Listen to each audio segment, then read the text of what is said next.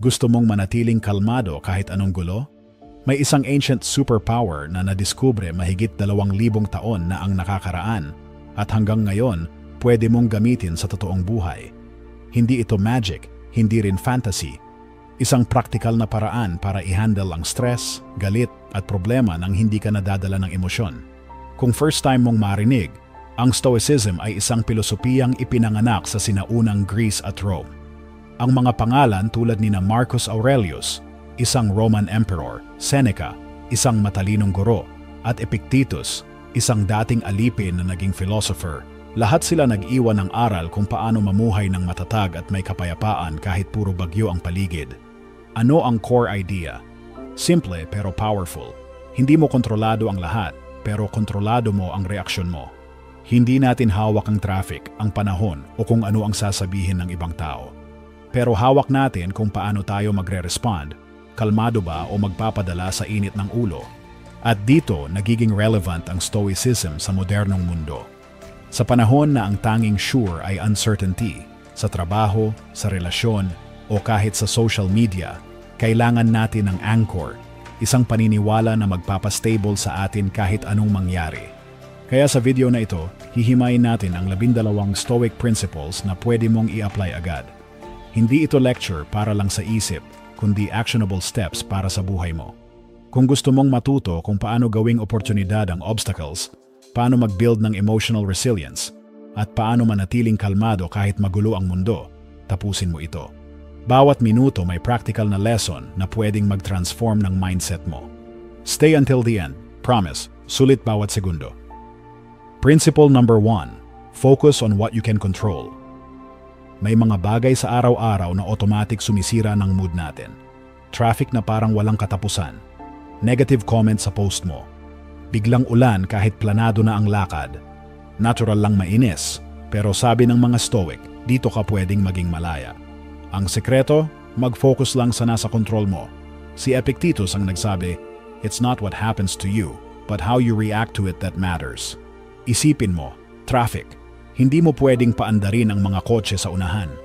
Pero hawak mo kung paano gagamitin ang oras na yon. Pwede kang magmura at ma-stress, o pwede kang makinig ng podcast, audiobook, o paboritong kanta. Hindi nagbago ang sitwasyon, pero nagbago ang epekto sa'yo. Dahil ikaw mismo ang pumili ng reaksyon mo. Ganon din sa mga taong nang babash. Hindi mo kontrolado kung anong sasabihin nila. Pero kontrolado mo kung papatulan mo ba o tatawanan lang. Sa bawat choice na ginagawa mo, mas pinapalakas mo ang sarili mong peace of mind. Si Marcus Aurelius mismo ang nagpaalala, "You have power over your mind, not outside events. Realize this, and you will find strength." Ibig sabihin, huwag mong sayangin ang energy sa bagay na wala kang hawak. Ibigay mo ang buong lakas mo sa bagay na kaya mong baguhin. Actions mo, habits mo, at mindset mo. Practical step, kapag may problema, tanungin mo agad, kontrolado ko ba ito? Kung hindi, bitawan. Kung oo, gumawa ng konkretong aksyon. Simple lang, pero life-changing. At tandaan, hindi kailangan maging perfect. Ang mahalaga ay practice, araw-araw, paulit-ulit. Doon mo mararamdaman na kahit magulo ang mundo, kaya mong manatiling kalmado. Principle number 2, embracing obstacles as opportunities. Normal sa atin na tingnan ang obstacles bilang sagabal, parang pader na humaharang sa daan. Pero ang mga Stoic, pinaliktad nila ang mindset na yan. Sabi ni Marcus Aurelius, "The impediment to action advances action. What stands in the way becomes the way." Ibig sabihin, ang problema mismo ang nagiging tulay papunta sa susunod mong level. Hindi siya hadlang, kundi pagkakataon para lumakas. Isipin mo, nag-apply ka ng trabaho, tapos sunod-sunod ang rejection. Madali kang panghinaan ng loob, pero pwede mo rin siyang gamiting feedback. Baka kailangan mong ayusin ang resume mo, dagdagan ang skill set, o mag-practice sa interview. Ang bawat hindi ay nagsasanay sa'yo para sa mas malaking oo. O kaya personal conflict, nakaka-drain, nakaka-stress. Pero dun mo natututunan ang pasensya, tamang pakikinig, at mas malinaw na communication. Ang init ng ulo ay nagiging chance para mag-practice ng self-control at empathy. Psychologist Carl Jung once said, "What you resist, persists." Kapag nilalabanan mo lang ang obstacles, lalo kang naiipit. Pero kapag tinanggap mo at inaral, doon mo sila natatalo. Practical step, tuwing may challenge, huwag agad tanungin, bakit ako? Baguhin mo, ano ang matututunan ko dito? Isulat ang sagot. Kahit simpleng lesson lang, malaking hakbang na yan. Hindi ibig sabihin na magiging madali ang buhay. Pero kapag tinrato mo ang bawat obstacle bilang teacher, lumalabas ka na mas matatag, mas matalino, at mas handa. Sa Stoicism, bawat sagabal ay stepping stone. Kaya next time na may harang sa daan mo, tandaan, baka ito ang mismong daan papunta sa growth mo. Principle number 3, living in the present moment. Maraming nagsasabi, live in the now. Pero ano ba talaga ibig sabihin nito? Para sa mga Stoic, simple lang. Ang buhay ay nangyayari dito at ngayon. Hindi bukas, hindi kahapon. Sabi ni Marcus Aurelius, do not dwell in the past, do not dream of the future. Concentrate the mind on the present moment. Bakit? Kasi kapag sobra kang nakatingin sa nakaraan, nadadala ka ng regret. Kapag puro future naman, lalamunin ka ng anxiety. Pero kapag nasa ngayon ka, doon mo tunay na nararanasan ang buhay. Halimbawa, kumakain ka, imbes na nagmamadali habang nag-i-scroll ng phone, subukan mong namnamin ang bawat kagat, lasa, amoy, texture. O habang naglalakad, pansinin ang hangin, ang mga tunog sa paligid. Simple, pero biglang lumalalim ang appreciation mo sa mga maliliit na bagay. Si Seneca mismo ang nagsabi, true happiness is to enjoy the present without anxious dependence upon the future. Ang ibig sabihin, masaya ka hindi dahil perfect ang lahat, kundi dahil kaya mong i-appreciate ang kung anong meron ka ngayon. Practical step, kapag nahuli mong nagwa-wander ang isip mo, gawin ang 60 segundong reset. Tumigil sandali, tumingin sa paligid, at pangalanan ang 3 bagay na nakikita mo, 2 bagay na naririnig mo, at 1 bagay na nararamdaman mo. Boom! Nasa present moment ka na. Living in the present doesn't mean kalimutan ang past o ignore ang future. Ang ibig sabihin, gamitin ang lessons ng nakaraan at planuhin ang bukas. Pero huwag hayaang nakawin nito ang joy ng ngayon. Dito lang tayo pwedeng magmahal, tumawa, at mabuhay ng totoo sa present moment. Principle number 4, building self-discipline. Kapag naririnig natin ang salitang disiplina, madalas iniisip natin boring na buhay, puro bawal, walang saya. Pero sa totoo lang, ayon sa mga Stoic, self-discipline ay tunay na kalayaan.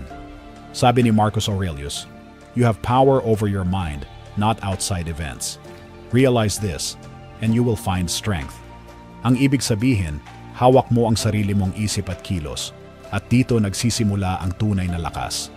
Ang disiplina ay hindi tungkol sa pagpigil lang, kundi tungkol sa pagpili ng tama kahit mahirap. Halimbawa, may 2 option ka. Binge sa Netflix o tapusin ang project. Yung una mas madali, pero yung pangalawa mas aligned sa goals mo. Sa tuwing pipiliin mo ang mas mahirap, pero tama, mas lumalakas ang muscle ng disiplina mo. Ganito rin sa pera, pwede mong gastusin agad o isave para sa mas malaking pangarap.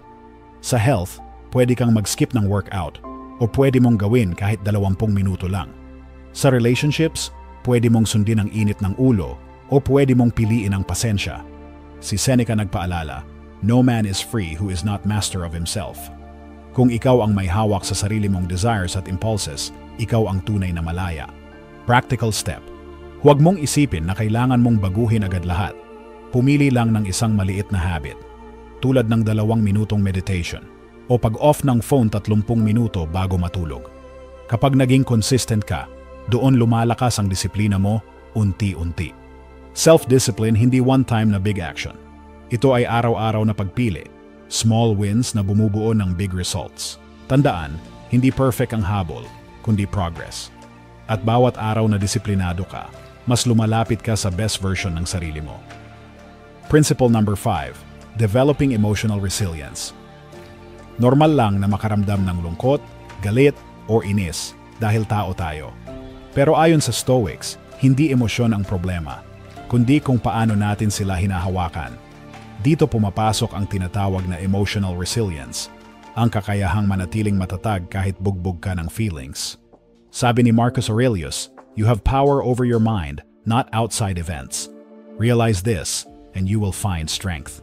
Ang lakas ay hindi sa pag-suppress ng emosyon, kundi sa pag-manage nito ng may wisdom. Isipin mo, may kaaway kang sumigaw sa'yo. Reflex mo ay sumigaw din pabalik.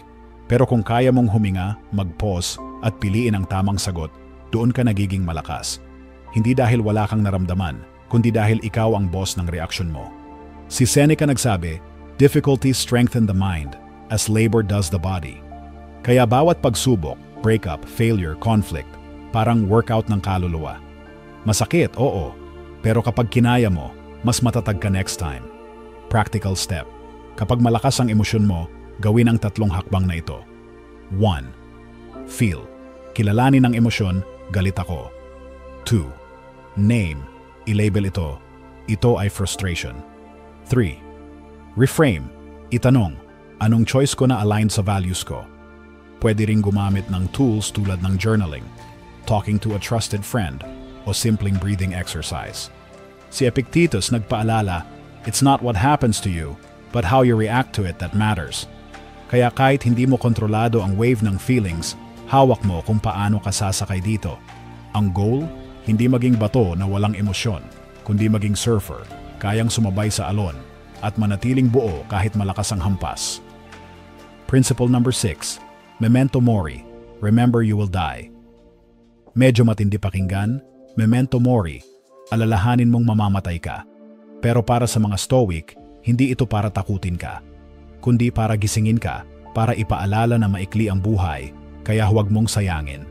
Sabi ni Marcus Aurelius, you could live life right now. Let that determine what you do and say and think. Hindi ibig sabihin maging negative, kundi maging intentional. Kung alam mong limitado ang oras, pipiliin mo bang ubusin ito sa galit, chismis, at walang saysay na bagay? O gagamitin mo sa paggawa ng meaningful na bagay, pakikipag-ayos sa mahal mo sa buhay, at pagsunod sa passion mo? Si Seneca nagsulat ng On the Shortness of Life, at malinaw ang aral niya. Hindi maiksi ang buhay kung gagamitin natin ng tama. Pero kung araw-araw ay puro delay at distraction, bigla na lang tayong tatanda na walang nagawa. Practical step, gumawa ng maliit na daily ritual. Bago matulog, itanong, kung last day ko bukas, okay ba ang mga desisyon ko ngayon? Kung hindi, ayusin agad. O kaya tuwing umaga, piliin mong mag-message ng I love you sa mahal mo. Simple, pero life-changing kapag nawala ang oras. Ang awareness sa kamatayan ay hindi sumpa. Isa itong regalo. Dahil kapag alam mong limited ang oras mo, mas magiging grateful ka sa maliliit na bagay. Init ng kape, tawanan ng kaibigan, yakap ng pamilya. Memento mori ay hindi tungkol sa pagkamatay, kundi tungkol sa pagtira ng buo. Para pagdating ng huling araw, masasabi mong, oo, nabuhay ako ng totoo. Principle number 7. Practicing gratitude. Ang dami nating hinahabol, pera, status, bagong gamit. Pero sabi ng mga Stoic, ang tunay na happiness hindi nanggagaling sa dami ng meron ka, kundi sa kakayahan mong i-appreciate ang meron ka ngayon. Sabi ni Marcus Aurelius, when you arise in the morning, think of what a precious privilege it is to be alive, to breathe, to think, to enjoy, to love. Simple lang pero powerful. Gumising ka na grateful sa mismong fact na buhay ka pa. Si Seneca nagbabala, kapag puro desire at comparison ang iniisip natin, hindi tayo kailanman masisiyahan. Pero kapag marunong tayong tumingin sa kamay natin at sabihing, sapat na ito, doon tayo nagiging kontento. Si Epictetus naman tinuro na kahit anong sitwasyon, may pwede kang pasalamatan. Kahit hirap, may lesson. Kahit pain, may growth. Gratitude transforms problems into opportunities. Practical step, gawin itong daily habit. Bago matulog, isulat ang 3 bagay na thankful ka. Pwede kasing simple lang. Mainit na kape, mabuting kaibigan, o aral mula sa pagkakamali. Sa paglipas ng panahon, mare-rewire ang isip mo para mas makita ang maganda kaysa puro kulang. Pwede mo ring i-practice ang gratitude sa relationships. Kapag nag-thank you ka kahit sa maliit na bagay, lumalakas ang connection at mas nagiging magaan ang samahan. Ang bonus, sabi ng modern psychology, ang gratitude nagbabawas ng stress, nagpapahaba ng pasensya at nagpapaganda ng tulog. Kaya literal na mas healthy ka kapag grateful ka. Tandaan, hindi happiness ang nagdadala ng gratitude. Gratitude ang nagdadala ng happiness. Kapag natuto kang magpasalamat sa maliit, biglang lalaki ang joy na nararamdaman mo sa araw-araw. Principle number 8. Focusing on personal excellence. Sa mundo ngayon, madali tayong madistract, Lagi tayong nakatingin kung ano ang meron ng iba. Pero sabi ng mga Stoic, huwag mong i-base ang value mo sa comparison. Ang tunay na sukatan ng buhay ay kung paano ka nag-e-effort na maging best version ng sarili mo. Sabi ni Marcus Aurelius, waste no more time arguing about what a good man should be. Be one. Hindi na kailangan ng endless debate, ang kailangan ay aksyon. Si Seneca naman tinuro na ang excellence ay hindi galing sa titles o kayamanan, kundi sa character. Kapag consistent kang namimili ng tama, dun mo nade-develop ang sarili mo. At si Epictetus lagi niyang pinaalala, responsibilidad natin na ayusin ang nasa loob natin, isip, ugali at kilos. Dahil kapag ito'y maayos, natural na susunod ang ibang bagay. Practical step, gumawa ng personal standard. Piliin ang isang value na mahalaga sa iyo. Halimbawa, honesty, patience o discipline. At i-apply ito today. Kahit maliit na aksyon lang.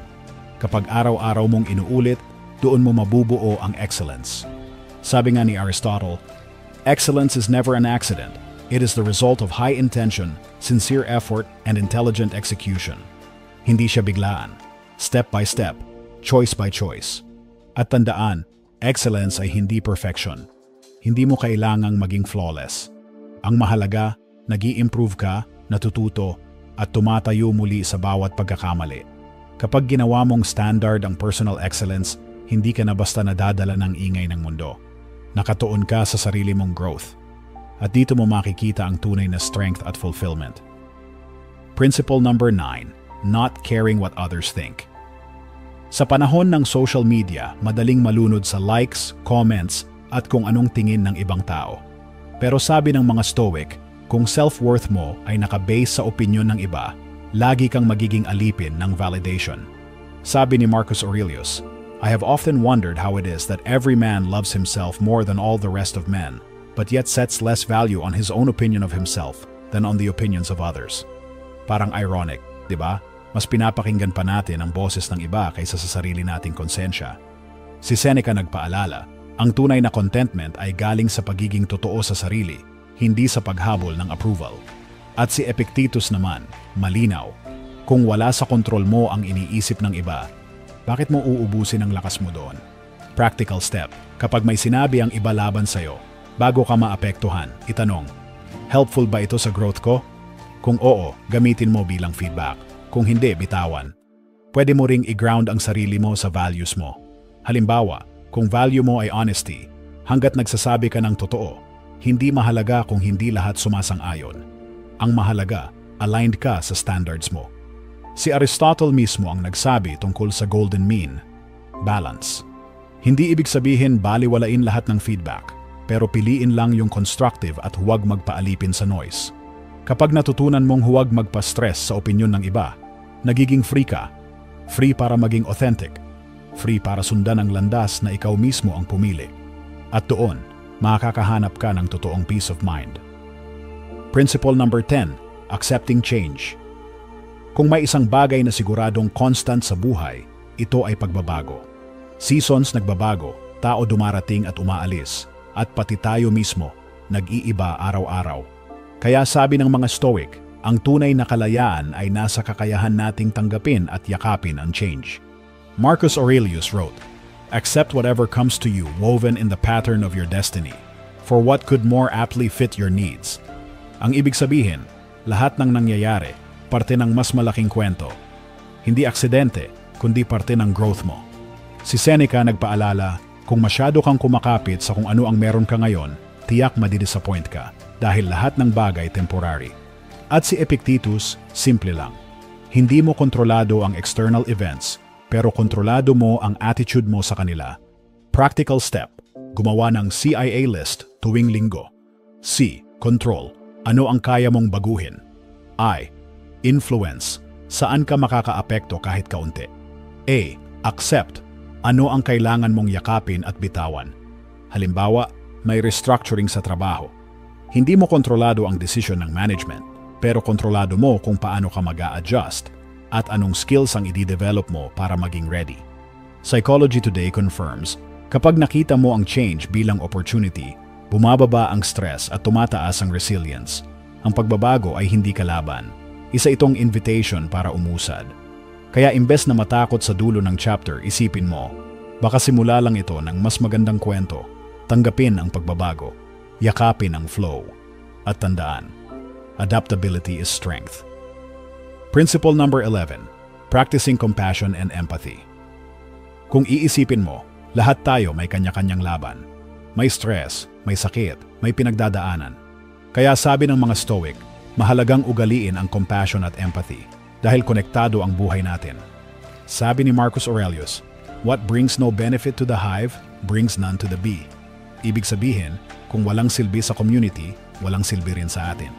Dahil bawat isa, parte ng iisang kabuuan.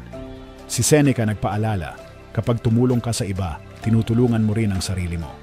Dahil ang kindness, parang bumerang, lagi itong bumabalik. At si Epictetus, tinuro na lahat ng tao may dahilan sa mga kilos nila. Hindi para i-condone, pero para intindihin.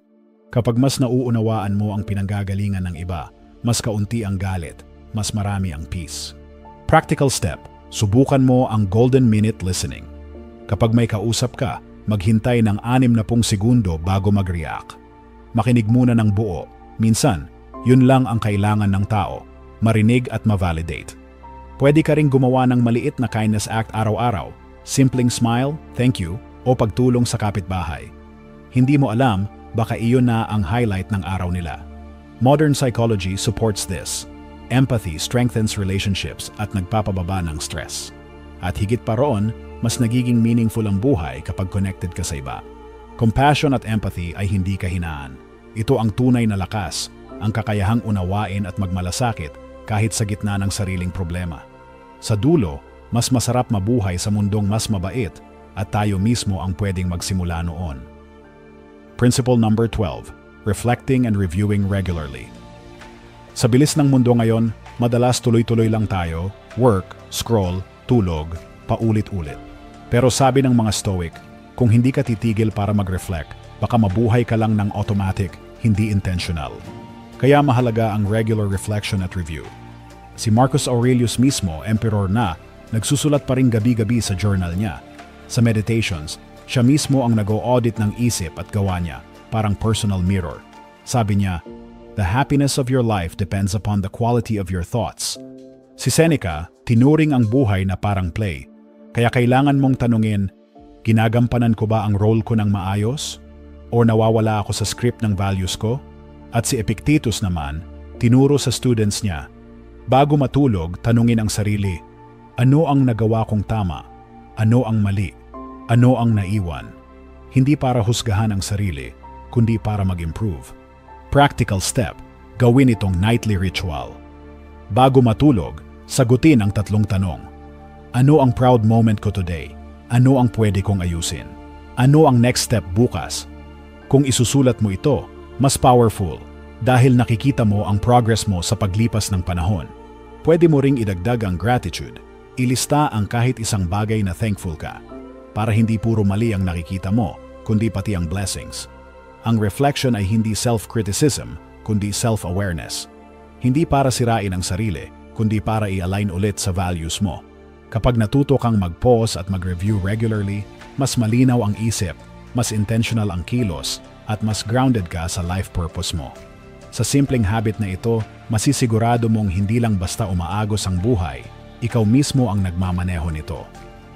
Ngayon alam mo na ang 12 Stoic principles. Pero paano mo ito maisasama sa araw-araw na gawain mo? Simple lang, gawin mo ang Stoic Daily